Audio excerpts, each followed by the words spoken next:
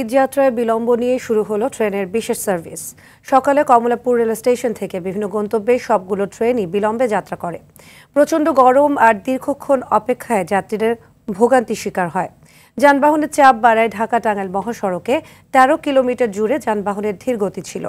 সংবাদ সম্মেলনে traffic police জানায়, ঈদকে কেন্দ্র করে বাড়তি ভাড়া আদায় করলে ব্যবস্থা নেওয়া হবে। সাদিয়া কানিজের রিপোর্ট, সহায়তা করেছেন টাঙ্গাইল প্রতিনিধি কামাল হোসেন। ঈদুল আজহা উপলক্ষে ১০ জোড়া বিশেষ ট্রেন চলাচল শুরু হয়েছে। তবে যাত্রার প্রথম দিনেই শিডিউল বিপর্যয়ে পড়েন কমলাপুরের যাত্রীরা।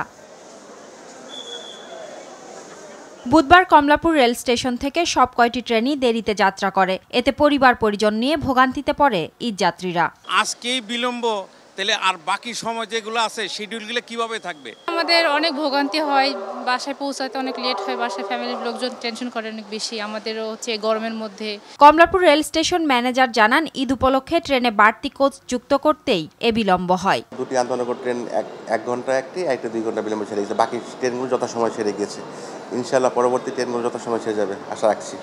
মহাসড়কেও বাড়তে শুরু করেছে যানবাহনের চাপ। মঙ্গলবার ভোর রাত থেকে টাঙ্গাইলের রাবনা বাইপাস থেকে বঙ্গবন্ধু সেতু পূর্ব টোল প্লাজা পর্যন্ত প্রায় 23 কিলোমিটার জুড়ে পরিবহনের ধীর গতি দেখা যায়। বুধবার বিকেলে যা 13 কিলোমিটার পর্যন্ত ছিল।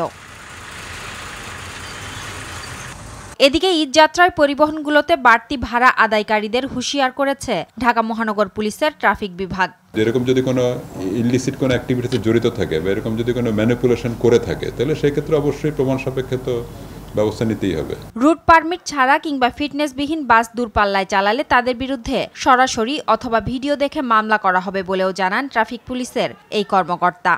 ডকুমেন্টারি যে জিনিসগুলো আছে সেগুলো নিয়ে আমরা কাজ করব এবং পরবর্তীতে তাদের বিরুদ্ধে কঠোর ব্যবস্থা নেওয়া হবে। সাদিয়া কানিজ, RTV, ঢাকা।